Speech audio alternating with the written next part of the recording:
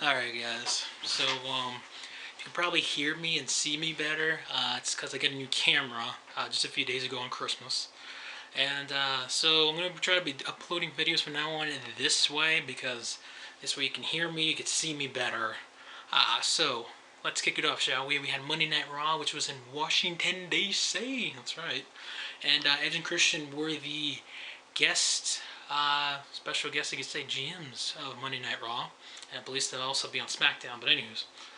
Um, and they did a pretty decent job. You know, they came out there doing their, stick, whatever. And Edge and Christian always been one of my favorite tag teams.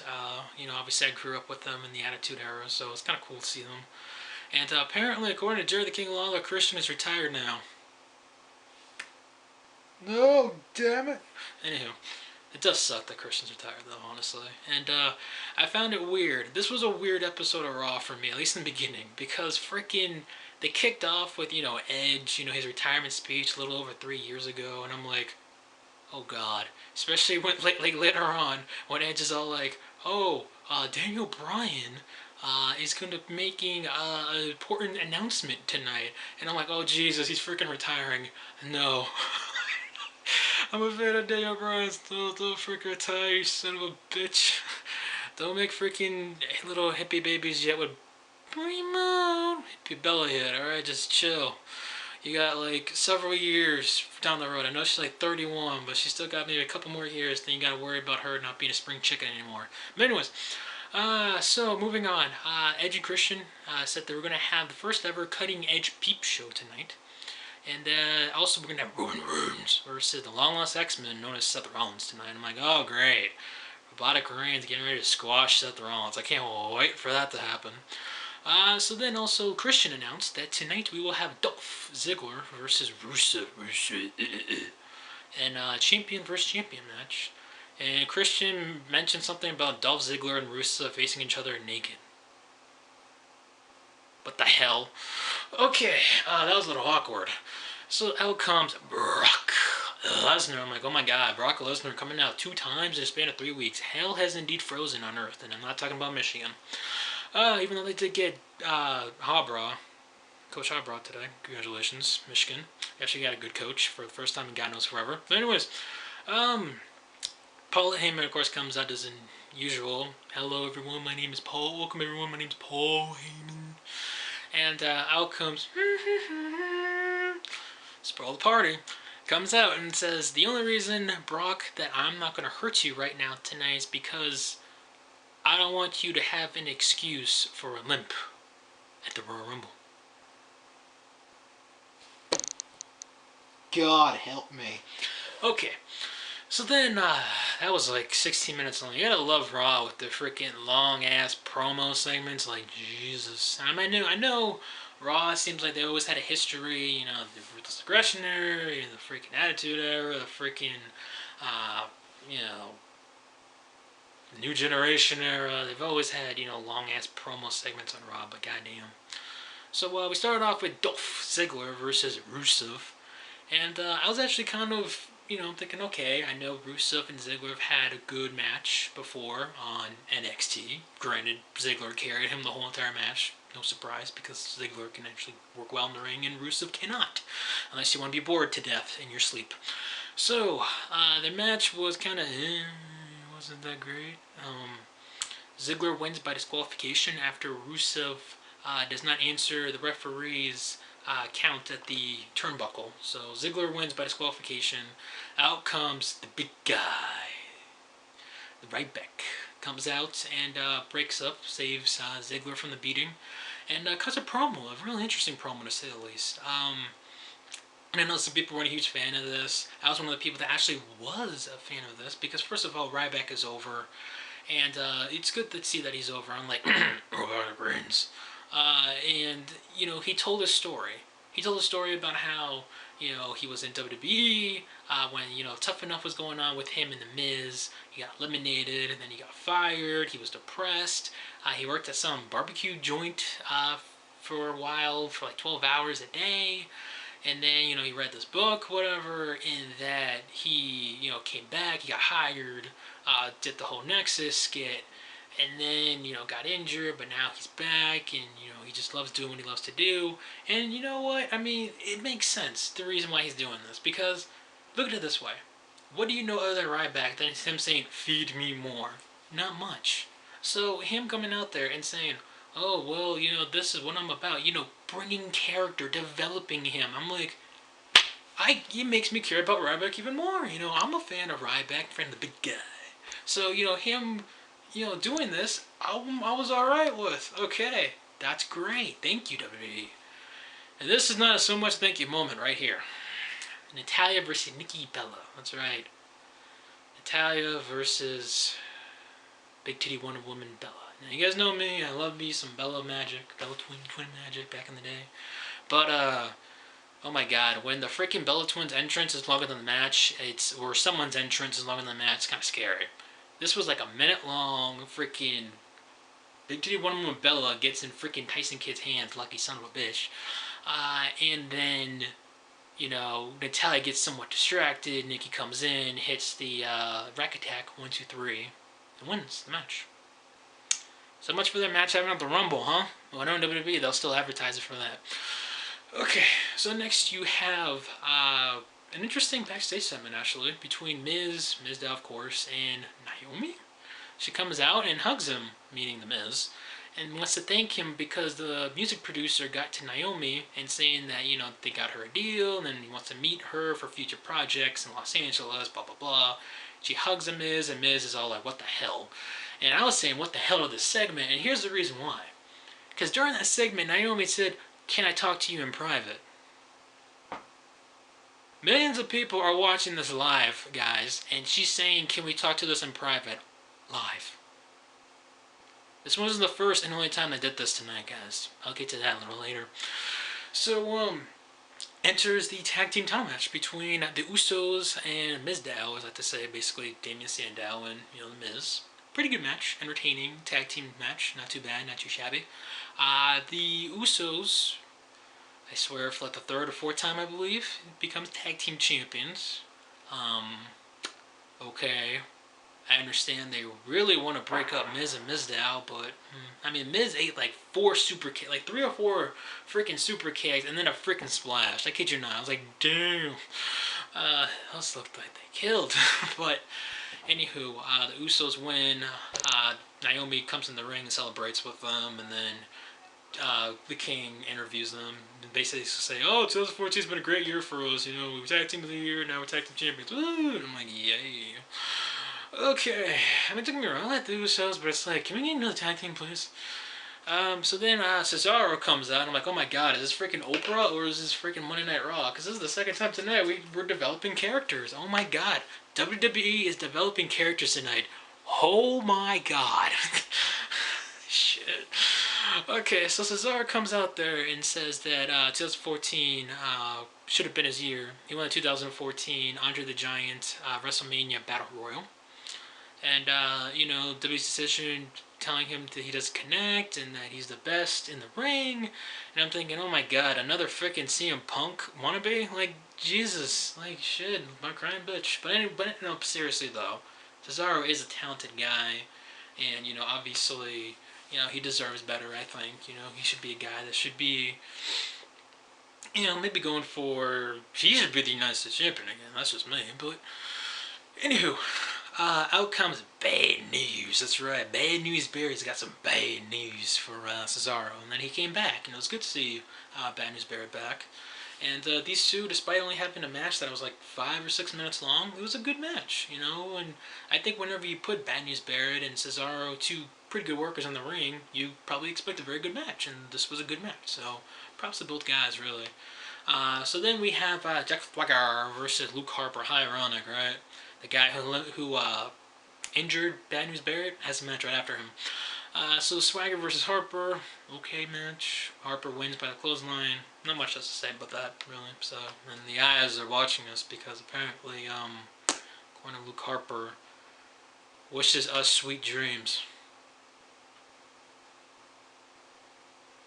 Yeah. Okay, so then we have Roman. Actually, no, real quick. You have Get to that shit. Cena, Edge, and Christian having their backstage segment is actually not a bad segment. They reminisce about the past. They remind us some of the bad times. Edge is like, oh, yeah, I remember when I came over to your house and slapped your dad. And Cena's like, oh yeah, I remember I threw you into the river. I remember when I beat you in your hometown. And Christian's like, okay, this is awkward. He's like, oh, I gotta go. And then he just ran off. It's kind of funny. But then they hug each other, whatever, and telling Edge to be careful. So then you have... God damn, I swear to God, I can never understand, like, half this shit he says. Facing against the long-lost X-Men, Seth Rollins. And, Big Show was on commentary, and the funny thing is, I don't think Big Show's been more over with the, internet wrestling community, because he was basically saying what we've been saying for, like, goddamn weeks, hell, months, about freaking Roman Reigns. Enough with Roman Reigns, he's nothing special. Basically, that in a kinder PG sense of terms. And I was like, oh my god, Big Show's more over now. I was on Twitter. Big Show's more over now from saying that than I don't know what. But anywho, the match itself was... you could tell Rollins tried hard to put over Reigns, but it just wasn't working all that well. I mean, it worked better than last week between Reigns and Big Show. I mean, that was just a horrible match. But, this was a bit better, but not very much, I guess you could say. Reigns is getting ready for the kill, like, hey, the spear, believe in it.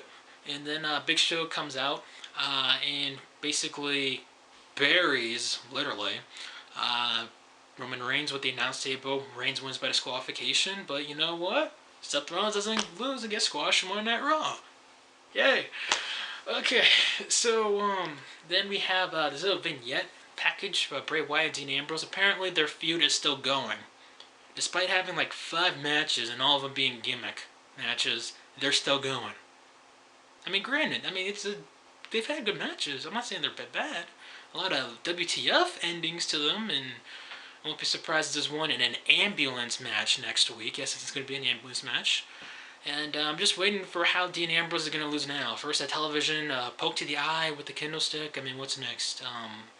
Is Dean Ambrose going to hit his face to the side of the ambulance? Like the doors? I mean, what's next?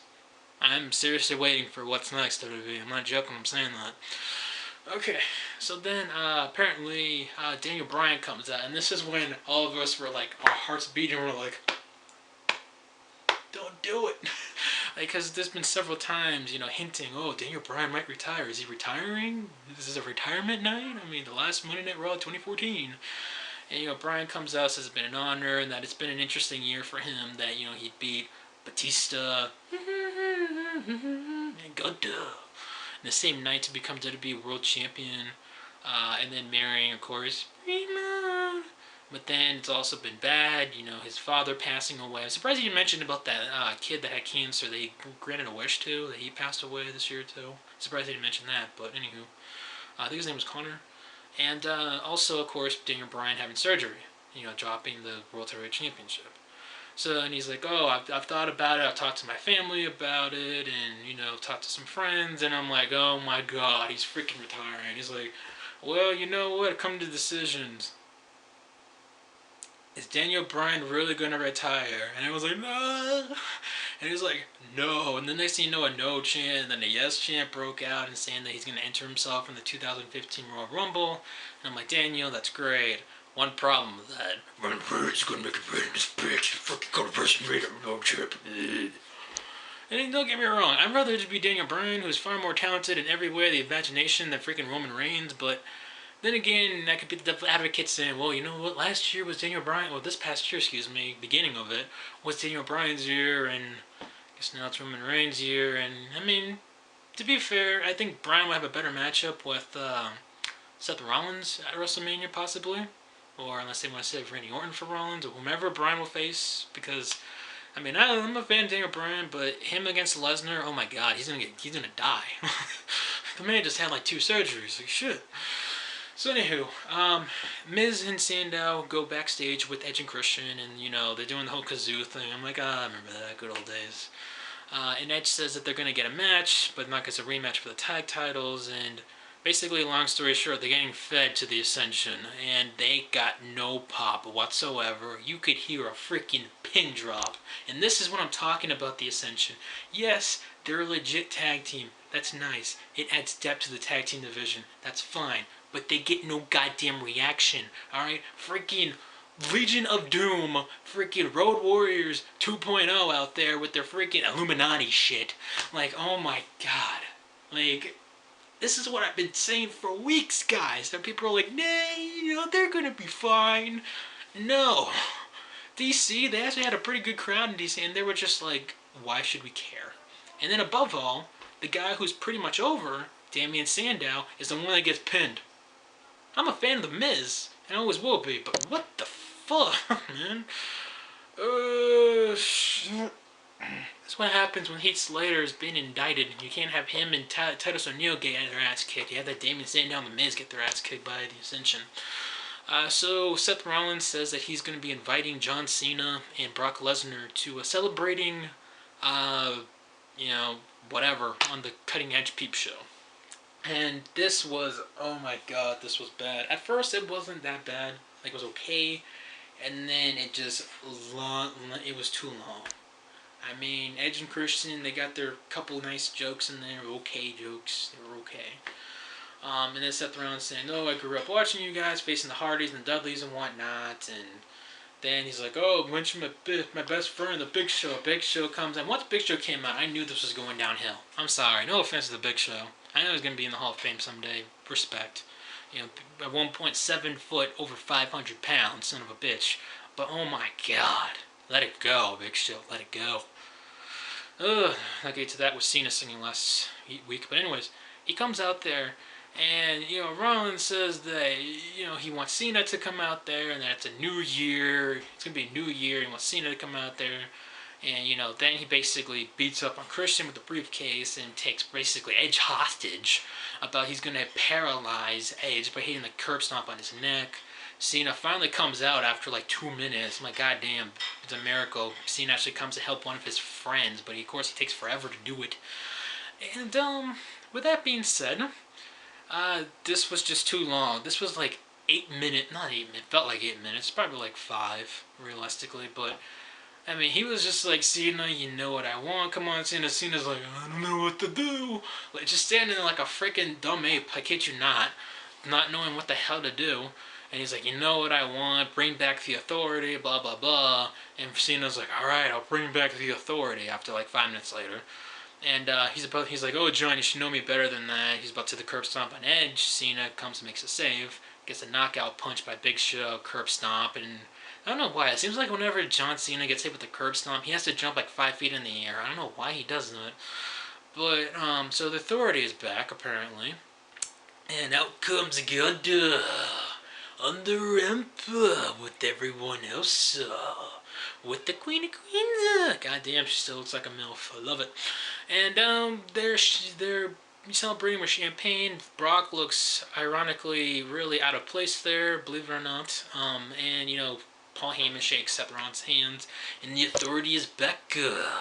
Yeah, good job, WWE. Not only did that prolong the segment, but that also made me think, what the hell was the point of Survivor Series? The Match of the Year award that had the Vigilante Sting make his WWE debut. Oh, God. I mean, don't get me wrong, this Raw it had its good moments. To me, this Raw was basically kind of like most pay-per-views this year by WWE.